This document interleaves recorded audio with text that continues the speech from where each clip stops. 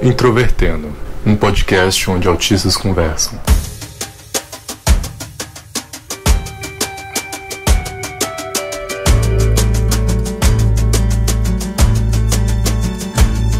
Olá para você que escuta o podcast Introvertendo, esta produção que é feita por pessoas que estão no espectro autista. Meu nome é Thiago Abreu e eu sou o host desse podcast. E hoje este episódio conta com a participação do Marcos Carniello Neto. O Marcos não aparece aqui na introdução porque nós gravamos uma introdução para esse episódio, mas por algum motivo nós tivemos algum problema nas gravações e o único material que eu consegui recuperar depois de gravado foi do primeiro bloco para frente.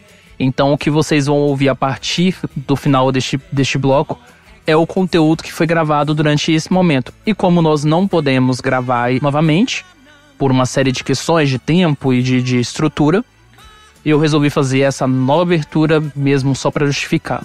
E eu queria dizer para vocês que se você quiser enviar seu e-mail contendo a sua crítica, a sua opinião, tudo aquilo que você desejar expressar para nós, use o endereço ouvinte@introvertendo.com.br. Você também pode nos seguir no Twitter, no Facebook, no Instagram, todos com o nick Introvertendo. Nós olhamos as nossas redes sociais com uma certa frequência, mas muito menor do que nós olhamos nossos e-mails. Então, se você quiser mandar uma mensagem mais urgente, envie pelo e-mail que até fica mais fácil para nós respondermos, tudo bem? E, claro, se você quiser acompanhar todas as nossas publicações, a nossa página de integrantes, todos os detalhes acerca da história do podcast, você acessa o nosso site, introvertendo.com.br. E com vocês, hoje o tema é depressão. Nós vamos falar sobre os aspectos tanto de incidência de depressão em pessoas ASPs, as características da depressão, histórias pessoais nesse aspecto, e como você pode lidar com isso. Mas, de antemão, eu já digo, se você apresentar sintomas de depressão, você suspeitar, o mais fundamental é você procurar ajuda médica. Não se automedique, não se baseie exatamente em escritos e coisas que você ouvir na internet. Procure uma ajuda profissional. E com vocês, o episódio.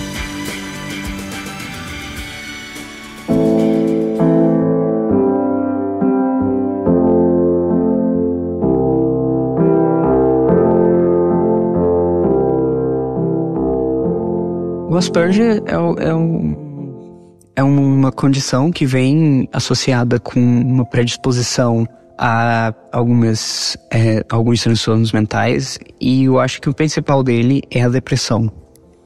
Tem estudos nos Estados Unidos que mostram que mais de 60% dos ASPs desenvolvem depressão em algum ponto da vida, comparado com 10% da população em geral. Então a gente vê que a taxa de depressão para quem tem Asperger é muito mais alta do que a da população normal. Então a gente já tem uma predisposição genética a desenvolver depressão cognitiva, uma predisposição cognitiva por causa da genética.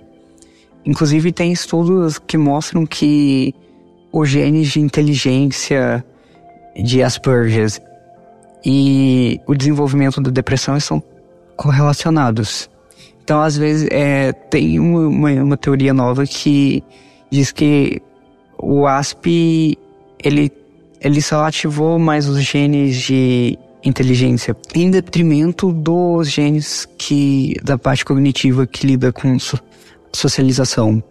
Por isso que a gente geralmente tem a tendência de ser mais lógico e racional e mais atento, perceptivo a detalhes, em detrimento de sociabilidade.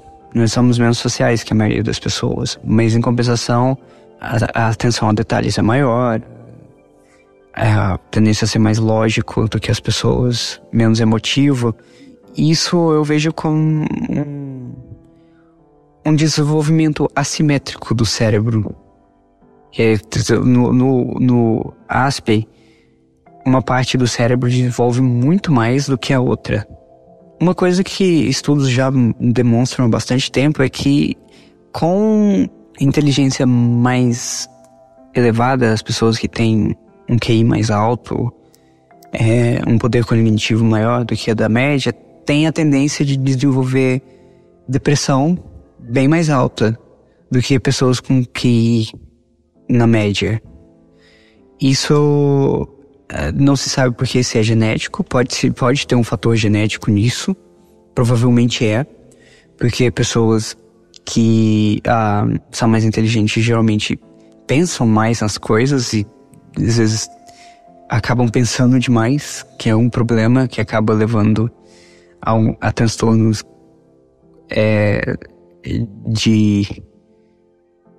cognitivos, a depressão, ansiedade e enfim. Aí é predisposição à depressão. Então o ASP já tem a tendência a ter o fato de inteligência ou diferença cognitiva e tender a isolar as pessoas socialmente. Humanos ainda são sociais, então a isolação social é uma das maiores causas de depressão. É um dos maiores fatores que leva a desenvolver transtornos cognitivos. Eu acho que mais do que a maioria das pessoas, a pessoa com Asperger se sente isolada. Eu acho que é um sentimento que tem todos, porque ao contrário do psicopata, a gente ainda tem empatia. Se manifesta de uma forma diferente, mas tem empatia. Então a gente ainda tem o interesse de se relacionar com as pessoas, mas a nossa condição tem a tendência de isolar muito a gente. Eu acho que isso é um dos fatores que mais contribuem para o desenvolvimento da depressão e ansiedade no ASP. E mesmo que diante disso, alguns ASPs percebam, sem precisar que indiquem, ainda temos um ambiente social em que as pessoas apontam o dedo e demonstrem o quão solitário você é também, né? Sim, a cobrança social é uma coisa que eu acho que a maioria da gente tem que lidar, porque a gente vive numa sociedade que idolatra e preza extrovertidos, pessoas sociáveis com grupos sociais grandes e bem estabelecidos. E já as pessoas que gostam mais de se isolar, de que não são tão sociais, que gostam de ter grupos menores e lidar mais profundamente com as pessoas, principalmente os ASPs, que eu acho que chegam a ser o extremo disso, tem a tendência de ser mal visto pela sociedade, principalmente aqui no Brasil, eu diria, que é uma questão cultural. Acho que em países tipo Alemanha ou Japão, isso não seria um problema tão grave. Mas aqui no Brasil é uma sociedade que as pessoas prezam bastante ser extrovertida, elas gostam de vender essa imagem de extrovertida. Então pessoas introvertidas acabam se isolando socialmente e sendo cobradas por todo mundo ao redor.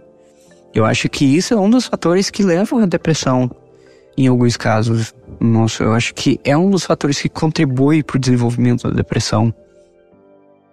Para discutir sobre a depressão, a gente tem que falar direito, especificar o que é a depressão, o que é exatamente o transtorno depressivo e o que é a diferença entre tristeza e outras emoções, melancolia com depressão. Então, a depressão é um transtorno neurológico. Acaba que a pessoa se torna tão triste, tão apática, que o sistema nervoso começa a sentir os efeitos disso. O cérebro fica mais lento, começa a faltar neurotransmissores, que é o que deixa as pessoas letárgicas, sonolentas, no caso, e tem todos aqueles sintomas que são associados com a depressão. Então, a depressão, como um transtorno, como uma doença, é algo que afeta fisicamente a pessoa. Então, ela realmente é uma doença neurológica que precisa de tratamento. Na minha opinião, eu acho que medicamento é muito importante na maioria dos casos. Principalmente nos casos mais graves. Os casos mais leves, talvez, no começo, eles podem ser tratados sem medicamento, mas qualquer coisa acima de um caso mais moderado, eu acho que já precisa de tratamento com medicação. Porque é um transtorno neurológico. É falta de neurotransmissores. E eu acho que eu, como alguém que já sofreu episódios graves de depressão, você sente o seu cérebro mais lento, você sente o seu poder cognitivo decair, você sente mais sono, mais sonolência, seu corpo também fica mais lento. Mexe com o metabolismo também de algumas pessoas. E uma coisa que eu acho que é bem característica da depressão é um sentimento de frio no peito. Que eu vi em algum lugar, se eu não me engano, que é porque realmente a depressão afeta o sistema parasimpático nervoso, que é o que faz a respiração ficar mais lenta, o que dá um feedback negativo para os órgãos internos, e é por isso que a gente sempre fica aquele sentimento de frio no peito ou na barriga, porque a depressão afeta diretamente o sistema nervoso que controla essas funções, que é aquela dor no peito que a gente sente, ou frio na barriga. Eu acho que é um sintoma bem característico de quem tem depressão mesmo. Porque é importante diferenciar a depressão como um sentimento e como um transtorno. Porque depressão, como um sentimento, é algo que todo mundo vai chegar a sentir na vida. É uma tristeza profunda, é um sentimento de letargia, por exemplo, a perda de alguém.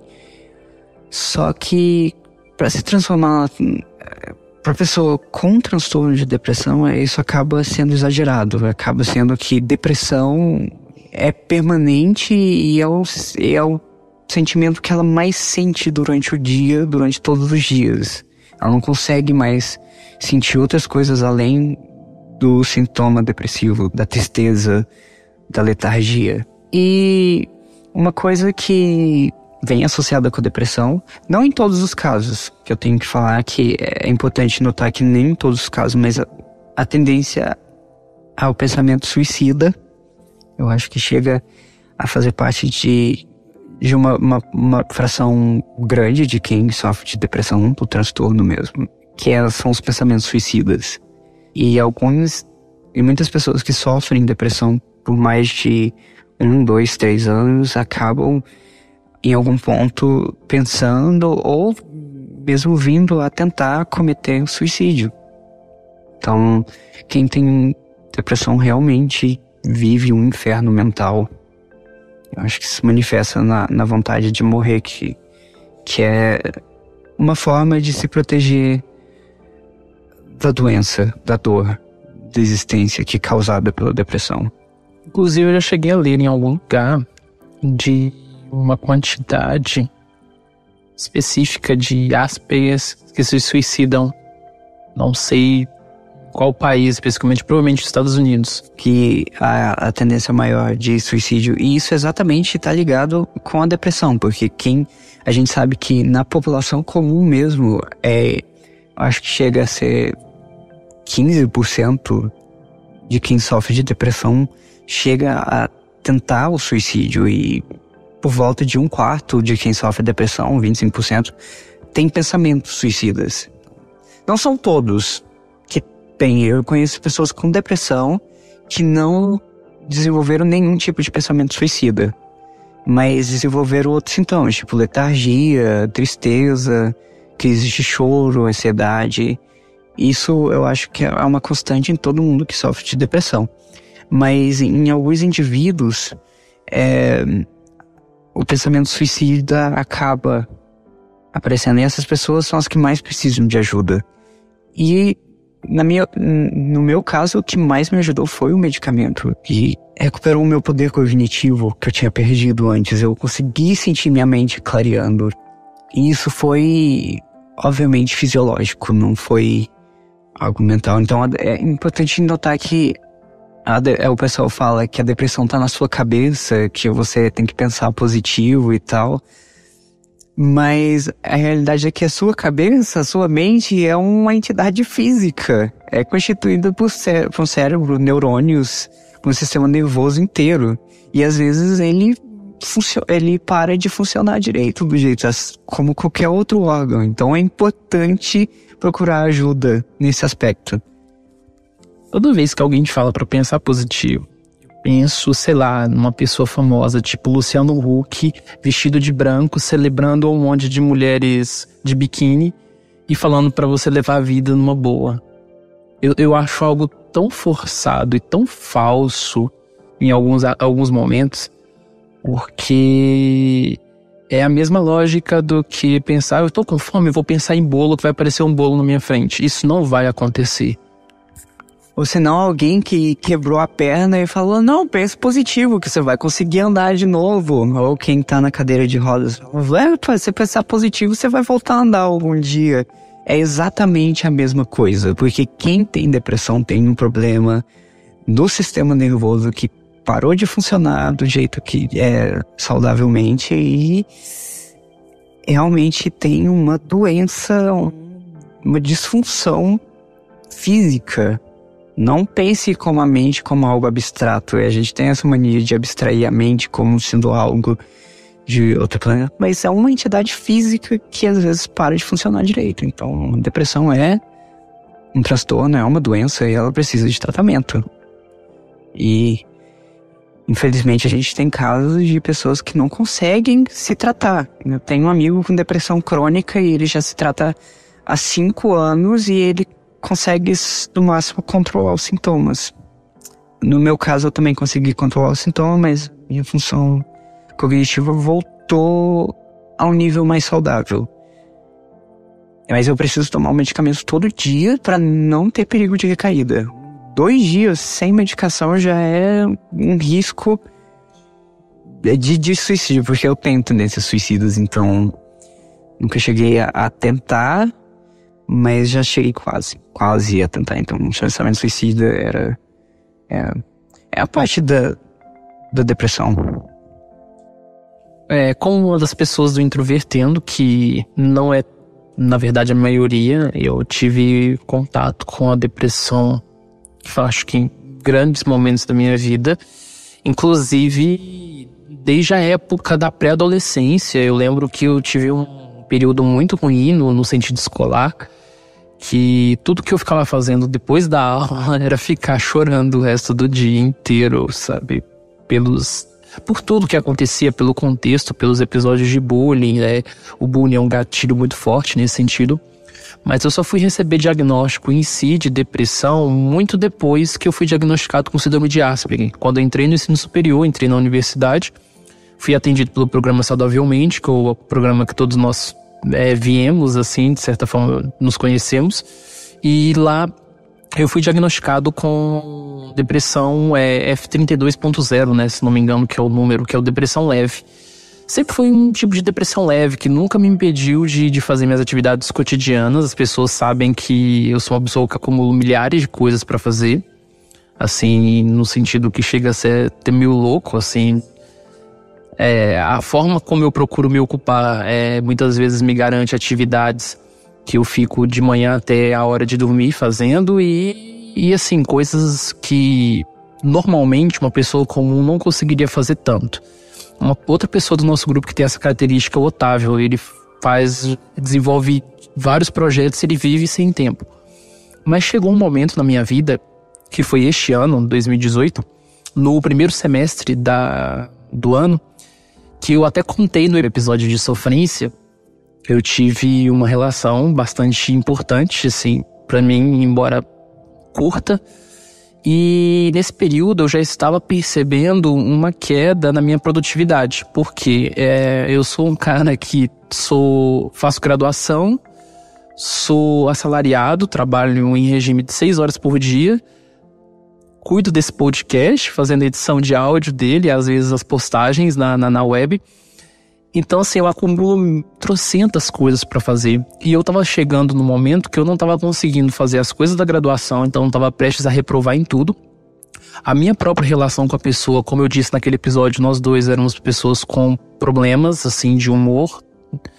E aí eu vi num momento que eu não tava conseguindo fazer absolutamente nada. Eu dirigia, chegava no local, já chegava cansado, sem conseguir fazer nada. Não conseguia abstrair das aulas. Eu fazia natação, chegava em casa e ia dormir. E ficando pensando em suicídio o tempo inteiro, entendeu? Aconteceu de que eu comecei a ser medicado, eu troquei de classe de remédios várias vezes. Quando eu tomei alguns remédios para depressão, eles funcionaram. Só que sempre com efeitos colaterais. Eu sou aquele tipo de pessoa que sempre cai nos 5% dos medicamentos. Então, por exemplo, eu tomava um remédio que eu gostei muito, que foi na época a mirtazapina, e eu engordei 15 quilos em alguns meses. Teve outro que eu tomei e nem tinha isso nos principais efeitos colaterais, mas tirou a libido. Então sempre acontecia um efeito colateral muito bizarro que ninguém sabia explicar. E aí chegou um momento que eu parei de tomar todos os remédios e eu comecei a tomar estabilizador de humor. E aí as coisas começaram a se ajeitar. Mas eu percebo que ainda não é a mesma coisa do período antes, né? Antes de terem os sintomas e ter o tratamento. Nunca foi mais a mesma coisa. Então minha produtividade ainda tá uns 80%, 75%. Ainda tô no caminho do negócio, mas faz falta muito essa questão da produtividade. Eu acho que é isso que as pessoas que não têm contato com depressão geralmente jamais vão entender, porque elas não viveram isso. Sim, porque o cansaço mental causado pela depressão é algo físico que você sente o seu corpo inteiro lento. E o seu poder cognitivo também cai bastante. Você não consegue pensar claramente. Abstrair começa a ser mais difícil, porque eu diria que é também porque uma boa parte do seu subconsciente começa a se encher de pensamentos negativos. Isso ocupa tanto espaço que acaba tirando espaço para pensar nas outras coisas. E também a questão física da falta de neurotransmissores deixa a pessoa mais lenta e mais letárgica mesmo. É um sintoma físico que se manifesta. É importante a pessoa entender que quem tem depressão tem uma condição física, é uma doença mesmo que afeta o corpo todo, porque afeta a parte mais importante, o sistema nervoso. Uma coisa que, inclusive, eu acabei de lembrar, que valida muito o que você disse, foi a diferença eu dentro do processo e eu agora que estou saindo do processo. Porque quando eu estava dentro dessa situação, eu não conseguia produzir. Eu tinha um projeto de pesquisa do meu TCC para fazer, que gastaria umas 10 páginas, mais ou menos, e eu escrevi uma porcaria. Quando eu entreguei para minha professora, ela não reconheceu o texto, ela achou que o texto não era meu, que é algo que eu fiz de última hora. Depois que eu passei um mês do tratamento e fui entregar o conteúdo um dia que eu terminei, eu somente não escrevi umas 7 páginas em menos de 24 horas, como eu empolguei e escrevi um artigo, 8 páginas de um artigo acadêmico em seguida, que era algo assim, que na época que eu estava dentro do processo, eu não daria conta de escrever uma página sequer em uma semana. Cada linha uma lágrima diferente. Né? Isso deu um problema. E o problema é que a depressão já afeta bastante os estudantes, porque a faculdade é um ambiente que exige bastante cognitivamente da pessoa, então ela já aumenta a chance de você desenvolver a depressão por causa da demanda que você tem cognitiva. E quando a pessoa chega a desenvolver depressão dentro da universidade, acaba virando um problema, porque a produtividade cai e fica próximo de zero. No ambiente universitário isso é horrível, acaba atrasando a pessoa, porque é um ambiente que você precisa de 100% de eficiência, você precisa estar funcionando no seu melhor para conseguir alcançar a demanda que é exigida dentro da universidade. Eu acho que esse é um problema bastante. Então, pessoas que já começam a desenvolver sintomas depressivos dentro da universidade, já recomendo procurar ajuda imediatamente para não se enrolar. No meu caso, por exemplo, eu cheguei a atrasar meu curso 2 anos por causa de falta de produtividade, e depois eu fui descobrir que era por causa da depressão. Então é importante você criar informações para as pessoas ficarem já atentas assim que os sintomas depressivos começam a surgir, já procurarem ajuda o mais rápido possível para não se enrolarem na vida. Que tem um problema que muitos alunos acabam associando a autoestima deles com o desempenho acadêmico. Então, para esse tipo de pessoa desenvolver depressão, a depressão acaba virando um problema maior ainda, porque ela vai diretamente afetar a autoestima da pessoa, o que só vai piorar e criar uma bola de neve para a pessoa. Então é importante já buscar ajuda o mais rápido possível, Agora, uma coisa importante que o Thiago falou também é já a tendência do ASP de desenvolver a depressão desde criança. Eu acho que estar num ambiente que exige muito socialmente das pessoas, você está cercado por várias pessoas no trabalho, na escola principalmente, que você tem um grupo mais diverso de pessoas, e na universidade você acaba exigindo demais da pessoa com Asperger, porque ela já tem problemas sociais, acaba criando ansiedade demais. Então a tendência de desenvolver transtornos mentais, ansiedade e depressão já começa desde a infância. Então é importante você reconhecer isso na criança com Asperger e já tentar ajudar o mais rápido possível. Porque eu já tinha começado episódios depressivos com 9 anos de idade, eu já tinha pensamentos suicidas por causa de problemas sociais na escola. A escola, principalmente na infância, eu acho que é a fase mais difícil na vida de um.